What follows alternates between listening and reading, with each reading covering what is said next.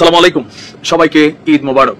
কাছে দূরে যে যেখানে আছেন দেশে বিদেশে সবাইকে পবিত্র ঈদ উল আজহার শুভেচ্ছা। তবে ঈদের দিনও বাংলাদেশকে নিয়ে আসলে খুবই খারাপ একটা সংবাদ আমরা ফিল করছি। নরম পায়ে যারে যাইত্যা ধরে তারে, এটা আমাদের কুমিল্লার একটা ভাষা আছে। একটা ব্যক্তি জীবনে দেখবেন যে আপনি কার সাথে একটু ভদ্রতা দেখাইতেছেন, একটু নম্রতা দেখাইতেছেন, আপনার গালি দিচ্ছে, আপনি ভাবতেছেন ভাই এদের সাথে গালাগালি করে নিজের মান সম্মান যাবে, আপনার ঢিল মারতেছে, আপনি ভাবতেছেন আমার গায়ে তো পরে নাই, সমস্যা নাই। তারপর আপনার একটু ক্ষতি করছে, আপনি ভাবতেছেন যাক আমি এটা নিয়ে কথা বলে আমার ইজ্জত থাকবে না, অথবা আপনি ভয় পাচ্ছেন। আপনি যেইটাই করেন আবার মুখ দিয়ে একটা কথা বলে ফেলছেন যে আমি আসলে এটা পারবো না, ওকে আমার দ্বারা ঠেকানো সম্ভব না।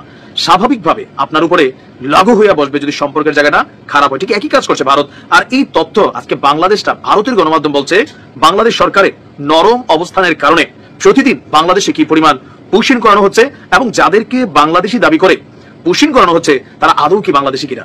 আমাদের পররাষ্ট্র উপদেষ্টা তিনি আসলে কোন কারণে এই দায়িত্ব পালন করেন সেটা আমি নিজেও বুঝি না। তিনি যখন বললেন যে ভারতের পুশিং ঠেকানো সম্ভব না, আমরা চিঠি দেব, আর ভারত বাংলাদেশের আকাশে ড্রোন উড়াইয়া উড়াইয়া দেখে কোন জায়গা খালি আছে ঠেইলা মানুষ ঢুকাই দিচ্ছে, সীমান্তে নিজ দেশের নাগরিকদেরকে বাংলাদেশে ঠেলে দিচ্ছে, মানে পুশিং করছে ভারত। নারী পুরুষ শিশুদের বেআইনি ভাবে গ্রেপ্তারের পর তাদের পাঠানো হচ্ছে আপনার বাংলাদেশে। ভারতের উত্তর পূর্বাঞ্চলের আসাম রাজ্যের হাজার হাজার মানুষ এখন আতঙ্কে দিন কাটাচ্ছে। এই প্রক্রিয়ায় দরিদ্র এবং প্রধানত শ্রমিক শ্রেণীর মানুষকেই নিশানা করছে ভারতের সরকার। ভারতের মুম্বাইয়ের অধিকার বিষয়ক সংস্থা citizens for justice and piece মানে সিজেপির প্রকাশিত এক প্রতিবেদনে এই চাঞ্চল্যকর তথ্য উঠে এসেছে। প্রতিবেদনে বলা হয়েছে শত শত ভারতীয় নাগরিককে বাংলাদেশি বলে সীমান্তে পুশিং করছে ভারত। সাংবাদিক, আইনজীবী, মানবাধিকার কর্মী তিস্তা সেটেলবাদের এই সংস্থা জানিয়েছে আসামের 33 জেলার সব জায়গাতেই নির্দিষ্টভাবে চিহ্নিত করে নারী পুরুষদের শিশুদের গ্রেপ্তার করা হচ্ছে, তারপর এদেরকে বাংলাদেশে পুশিং করা হচ্ছে। গত রোববার এসব ভারতীয়দের অনেকেই ফেরত তথ্য পুশব্যাক করতে চেয়েছে বাংলাদেশ। আসামের অন্তত 6 নারীর সাক্ষাৎকার নিয়েছে সংস্থাটি। সাক্ষাৎকার নারীরা তারা প্রত্যেকে বলছেন তাদের বাড়ি হচ্ছে আসামে।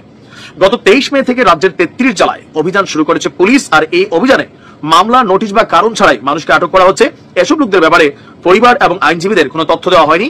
আর অসমর্থিত সূত্রগুলো বলছে প্রায় 145 জনকে সীমান্তের ওপারে নোম্যান্স ল্যান্ডে ঠেলে দেওয়া হয়েছে। এসব লোক নিজেদের নাগরিকত্ব প্রমাণের জন্যই আদালতে এখন লড়াই করছে। এবং বাংলাদেশের যে অবস্থান আমরা দেখছি, ডক্টর মোহাম্মদ ইউনূসের কার্যত পররাষ্ট্র নীতিতে ভারতের সাথে মানে বিভিন্ন কথা বলে ভারতের গরম করাটা হয়ে গেছে। আমরা কিন্তু এই যে গরমের পরে ভারত যে প্রতিদিন পায়ে পা দিয়া জোরপূর্বক তার দেশের নাগরিক ঠেকাচ্ছে, আমরা এটা বন্ধ করতে পারতেছি না। কারণ এটা আসলে নির্দিষ্ট 2-1 কিলোমিটার জায়গা না যে আমাদের বিজিবি চাইলে ওই জায়গাটা কন্ট্রোল করবে। বিশাল সীমান্ত এরিয়া, আপনি কয় দিক করবেন। আর ভারতের টেকনিক দেখছেন, এরা আকাশে ড্রোন উড়াচ্ছে, বাংলাদেশের সীমান্তে পাঠাচ্ছে। কেন?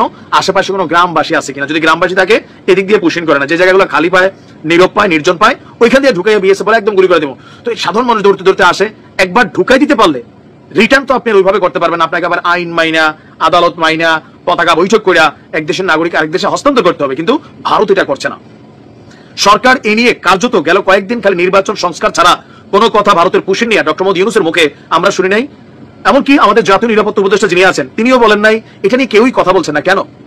ভয় পান ভারত রে? তো ভয় পাইলে কেন পাঙ্গা নিতে গেছেন? আমাদের জন্য তো অনেকগুলো রাস্তা আছে। আইনজীবী ইশরাত বলছিলেন আমরা জাতিসংঘে এগুলো নিয়ে রিপোর্ট করতে পারি। আমাদের বিচার দেওয়ার অনেক জায়গা আছে। আন্তর্জাতিক অপরাধ আদালতেও অভিবাসন নীতিতে আমরা ভারতের বিরুদ্ধে অবস্থান নিতে পারি। কিন্তু আমরা কোনটা করছি? চিঠি পাঠাচ্ছি ভারত রে, দাদা প্লিজ, এরকম শক্ত হন।